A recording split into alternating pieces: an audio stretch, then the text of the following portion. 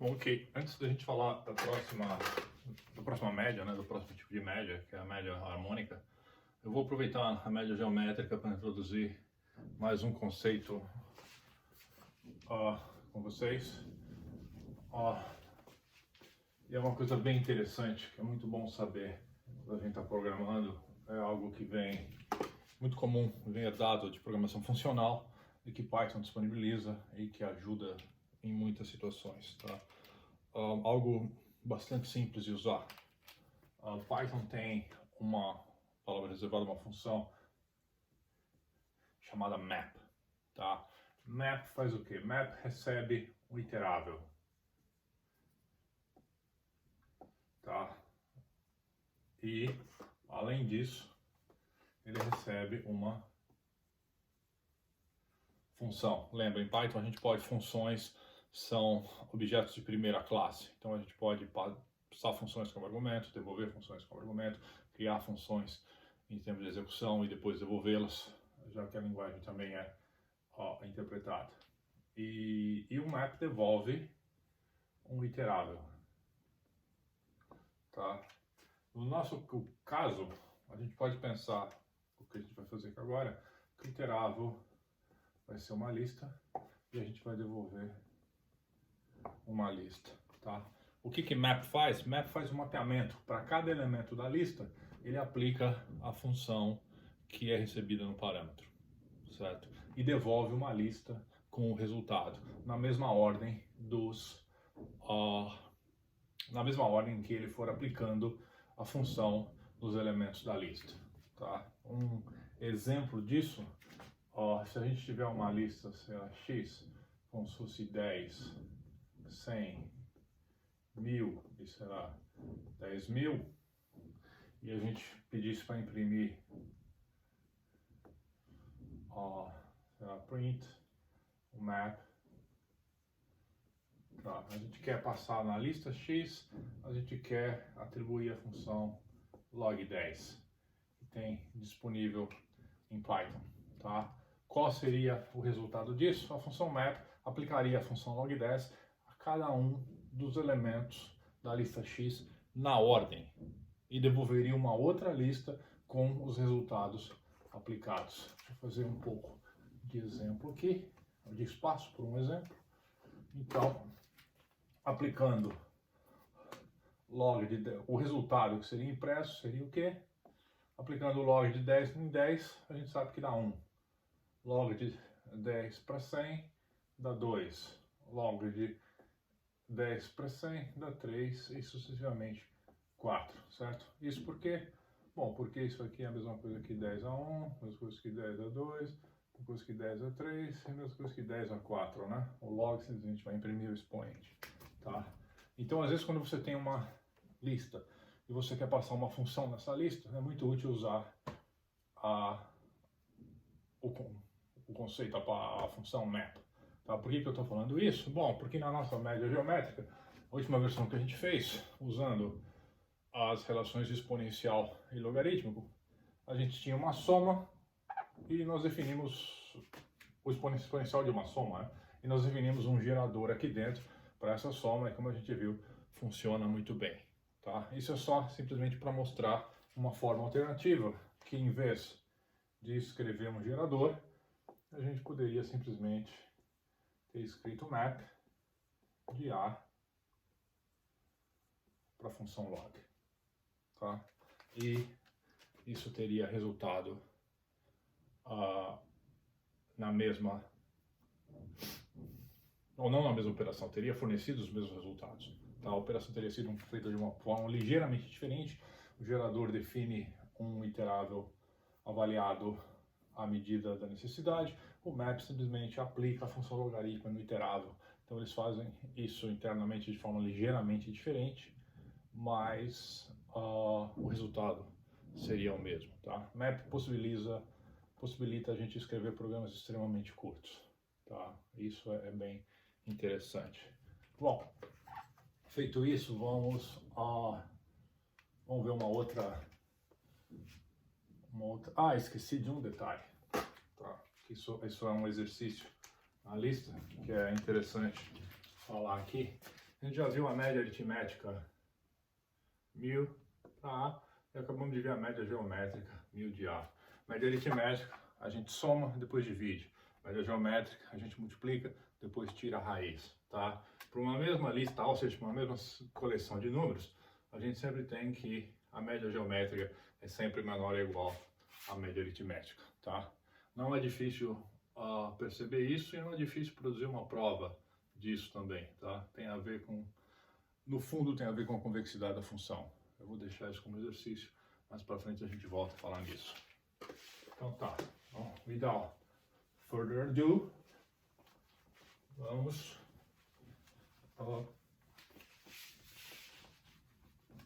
apresentar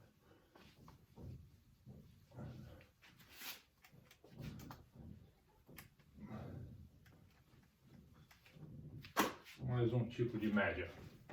Tá? Tem 5, que a gente chama de média harmônica simples. Tá? Então, dada uma lista, a média harmônica para essa lista, ela é dada por o quê? Ela, mais uma vez, envolve somas. Tá? A gente vai somar os elementos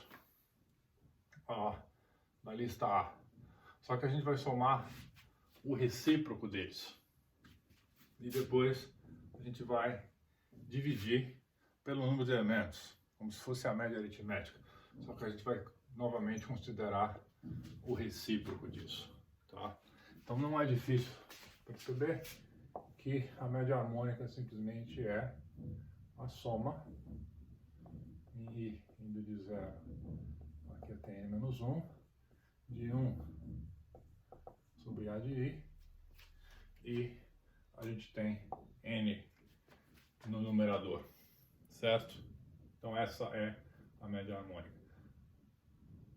Antes da gente dar um exemplo do uso da média harmônica, vamos simplesmente escrever o código disso, vai? Porque nesse ponto a gente já deve estar extremamente treinado nesse tipo de coisa. Tá, o código disso, rapidamente a gente pode fazer com princípios fundamentais. Precisa do que? Recebe, define, pega o n, que é o número de elementos, faz uma soma variável para soma. No caso aqui a soma a gente só precisa somar o recíproco. Depois divide o n por essa soma, né? Então o código é muito parecido com o da média aritmética simples. Tá? Então,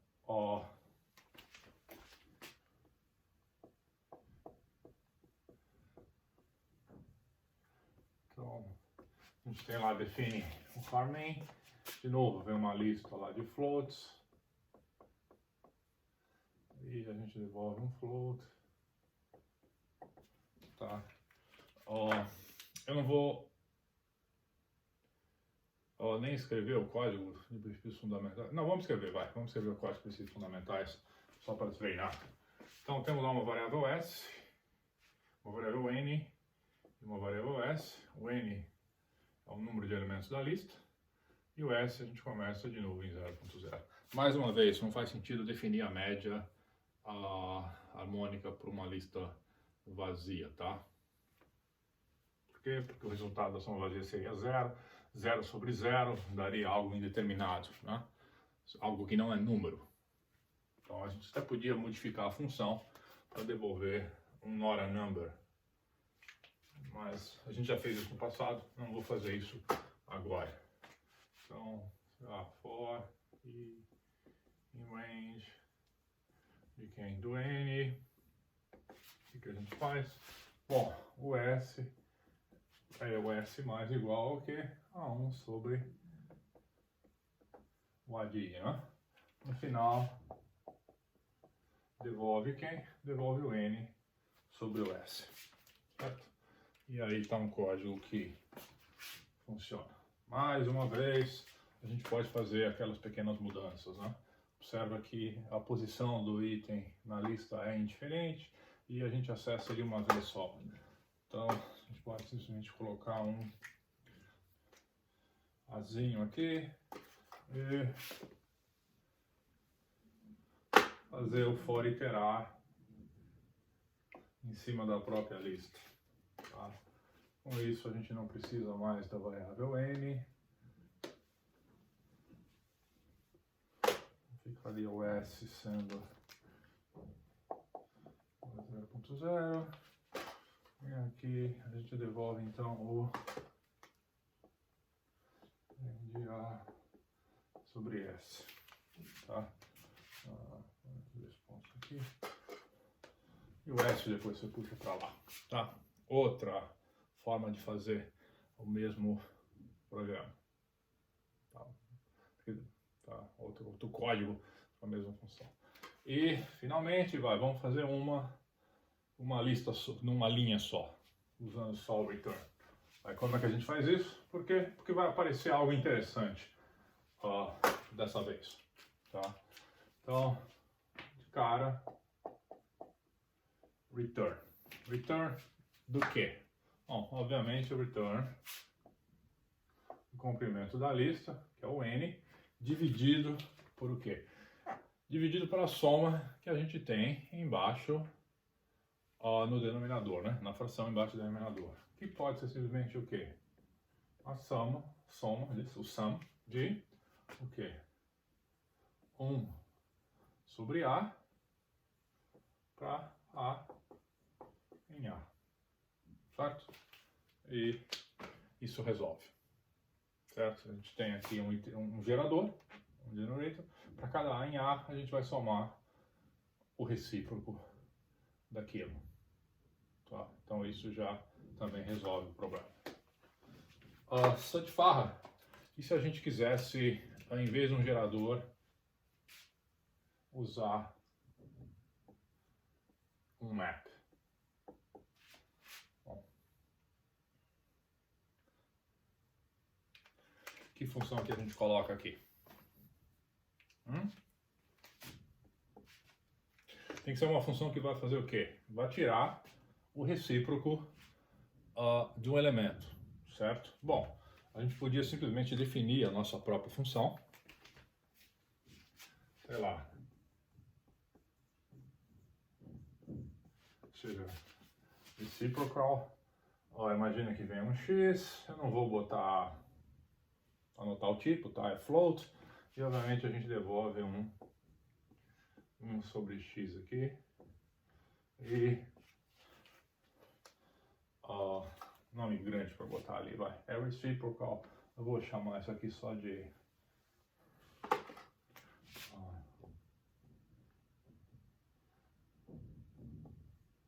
recipe, vai. Então a gente podia simplesmente chegar aqui e colocar um recipe e tudo funcionaria, tá?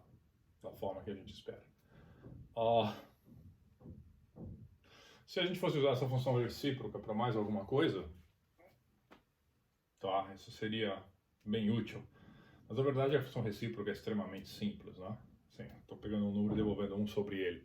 Tá? Em geral, a gente não escreve uma função para isso, como a gente fez várias vezes. A gente simplesmente escreve 1 dividido pelo próprio número.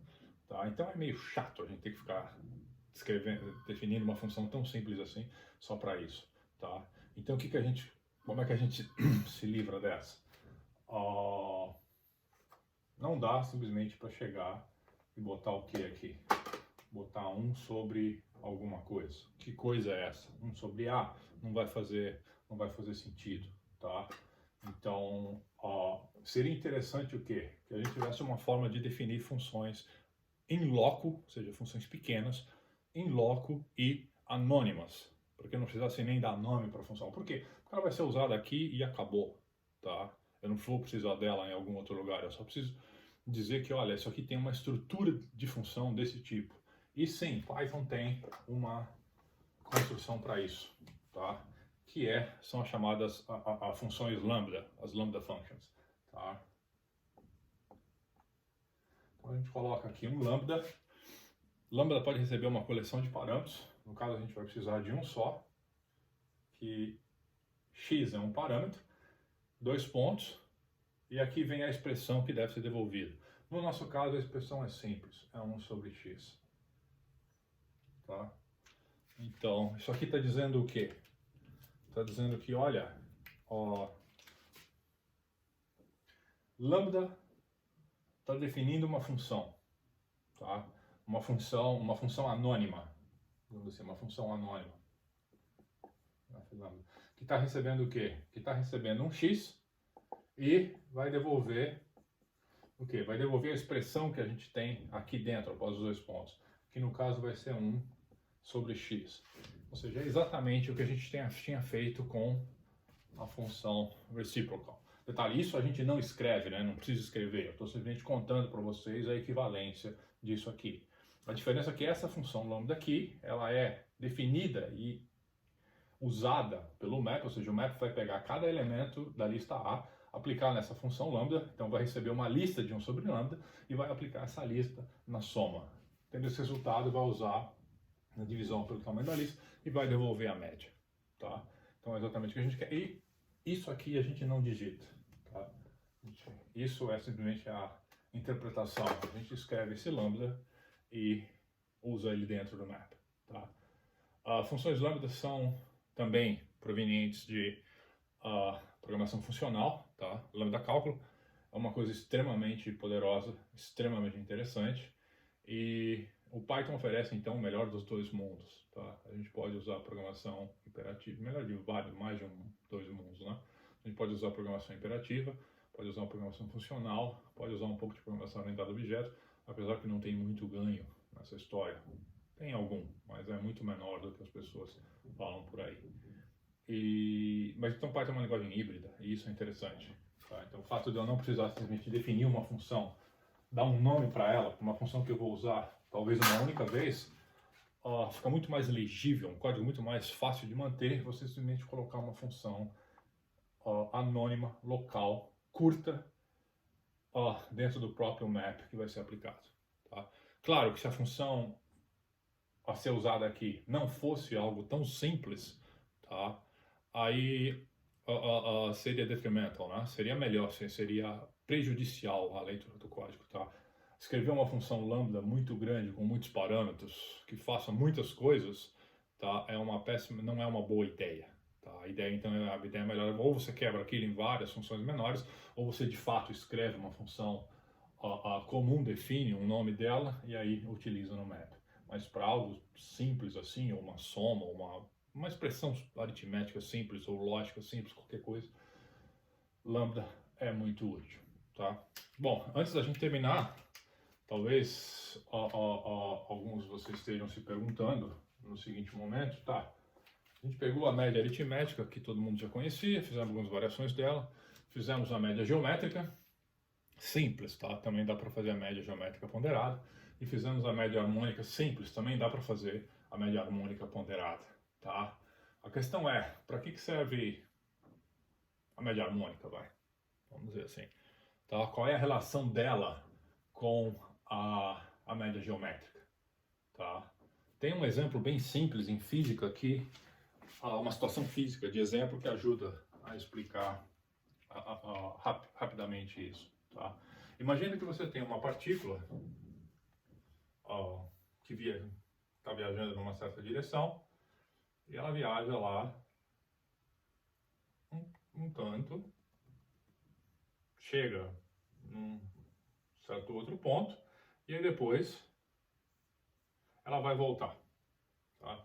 Então, obviamente, isso aqui é a posição 0 no espaço e a posição 0 no tempo, tá? Na ida, a partícula estava indo a, sei lá, 60 km por hora.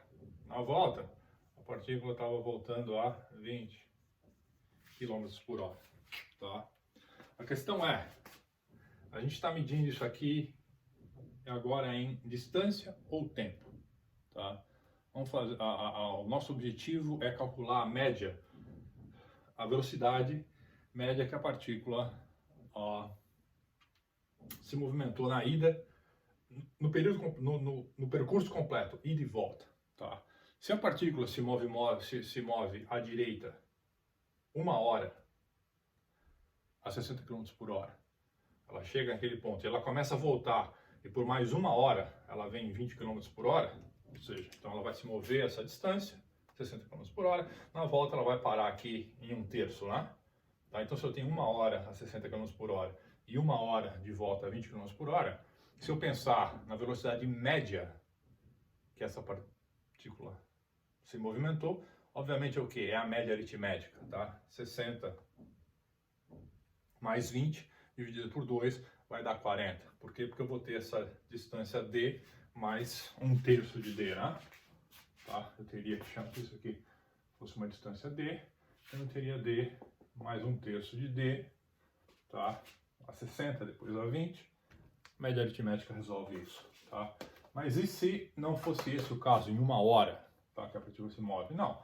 A questão é a partícula, ela sai do ponto zero, ela se move até esse ponto que dista d quilômetros a partir da origem em 60 km por hora, e depois ela volta desse ponto, mais uma vez, até a origem,